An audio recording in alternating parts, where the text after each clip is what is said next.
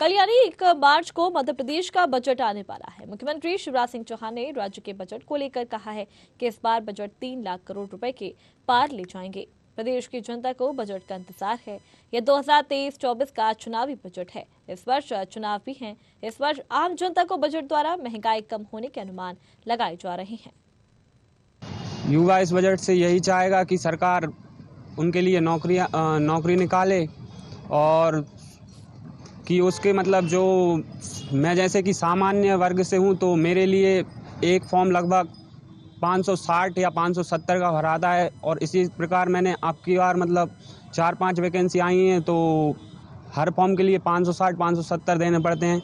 तो इसके लिए हमारे पास भी इतने पैसे नहीं हैं और हमारी उम्मीद यही है कि युवाओं को थोड़ा उसमें मतलब रियायत बरती जाए फॉर्म डालने में और आने जाने का खर्च भी रहता है, ओवर एज भी हो रहे हैं युवा, तो इस पर सरकार को मतलब थोड़ी एज में भी रियायत देनी चाहिए उनके लिए। युवा तो बहुत कुछ चाहता है। अगर मैं मेरे परिप्रेक्ष्य में बात करूं तो हम सरकार से चाहते हैं कि पहले बात रोजगार मिले। अगर सरकारी क्षेत्र में नहीं भी मिल पा रहा है तो कहीं ना कहीं निजी क्षेत्र में मुहैया कराए। और अभी चुनाव है तो सरकार शायद कर भी सकती है, लेकिन देखने में ये आता है कि सरकार चुनाव के वादे तो बड़े बड़े कर देती है। जैसे शिवराज सिंह जी हैं, मंच पे जाके बोल देते हैं हम इतनी निकालेंगे, लेकिन जब धरातल पे बात आती है तो ना तो उतनी वैकेंसी होती हैं और इसके बाद अगर वैकेंसी निकल भी आती हैं तो फिर आपकी डेट, परीक्षा की डेट आएगी, उसमें बहुत डिले हो जाता है। जैसे अगर डेट आ गई तो फिर परिणाम में डिले। और अब तो एक और समस्या आने लगी, डिले के बाद भी उसके आप वो नहीं है कन्फर्म कि आपकी सीट है। तो हम यही चाहते हैं कि पहले तो ये चीज़ है कि समय अवधि थोड़ी कम करें। हम लोग सरकार से ये उम्मीद कर रहे हैं कि हम जब गेहूँ या जो भी फसल हम बोते हैं तो उस समय बहुत लागत आती है। डीजल बहुत महंगा होता है, खाद बहुत महंगा होता है, उसमें डालने वाली दवाइयाँ और उसमें उपयोग किए जाने वाले यंत्र वो ही बहुत महंगे होते हैं।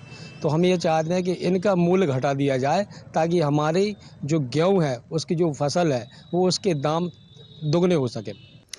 बस बजट से यही उम्मीदें हैं कि आगे चल के जैसे बच्चों की फीस है, गैस सिलेंडर है, देखा जाए तो हम गैस सिलेंडर अब 1100 रुपए का आता है, जिससे बच्चों का बजट में भी दिक्कत आती है और घर के खर्चे चलाने में भी थोड़ी सी समस्याओं का सामना करना पड़ता है एक गृहिणी को। इस बार शिवराज जी से बस यही उम्मीद है कि महिलाओं के किचन का भार कम किया जाए एवं जो पेट्रोल के दाम हैं, तेल के दाम हैं, सिलेंडर के दाम हैं, इनको थोड़ा कम किया जाए। पेंशनर को पहले तो उसकी वृद्धावस्था के लिए उसकी सुविधाएं ऑफिस में, रेलवे में और अन्य जगह उसको एक अलग से स्थान, उसको एक अलग से सहूलियत देना चाहिए जिससे वो परेशान ना हो सके, क्योंकि इस अवस्था में वो ना टिकट लेने में सक्षम है, ना कोई कार्य कराने में सक्षम है। इसलिए सरकार को ऐसी सुविधाएं पेंशनरों को अवश्य देना चाहिए।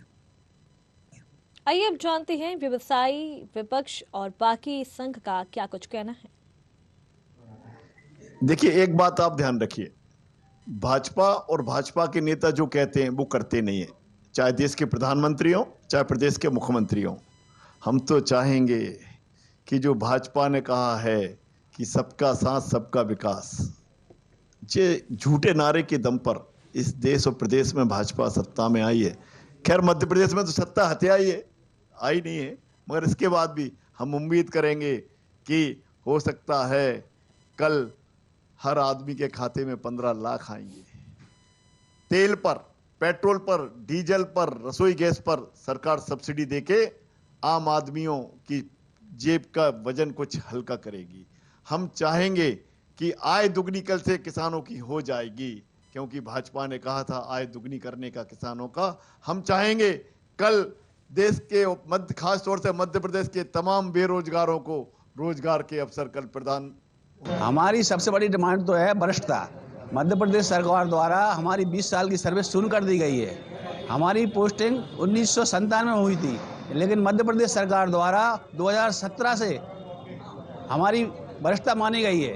इसलिए सबसे पहले भ्रष्टता चाहिए, उसके बाद ही हमें क्रमोन्नति, पदोन्नति, ग्रेजुटी मिल पाएगी, नहीं तो हमारी सभी शून्य व्यवस्थाएं हैं। क्या उम्मीदें करते हैं इस बार अब सरकार जो बजट है, चुनावी वर्ष है, कर्मचारियों को ध्यान रखा जाएगा? अगर इस बार कर्मचारियों का ध्यान नहीं रखा है तो निश्चित है कर्मचारी अपनी मांगों के लिए तैयार हैं और आगे क्या निर्णय लेंगे सब सामूहिक रूप से निर्णय लेंगे। मध्य प्रदेश सरकार को सोचना पड़ेगा। बेसिकली बजट को लेके एक आम आदमी को ये उम्मीद है कि जो उसकी डेली नीड्स की चीज़ हैं, है ना, उनको सस्ता किया जाए। खाने की चीज़ हो गई, कपड़े, जूते, जो तीन एक व्यक्ति की अनिवार्य आवश्यकताएं होती हैं, रोटी, कपड़ा, मकान। तो बेसिकली मकान को छोड़कर जो रोटी, कपड़ा, एटलीस्ट उसको तो सस्ता करना चाहिए सरकार को। और होता ये है कि जो विलासिता की चीज़ें हैं, कार, एसी, एलईडी टीवी, इनको सस्ता कर दिया जाता है और जो डेली नीड्स की चीज़ें हैं उनको महंगा कर दिया जाता है। तो कहीं ना कहीं इसका असर आम आदमी की जेब पर बहुत पड़ता है। देखिए,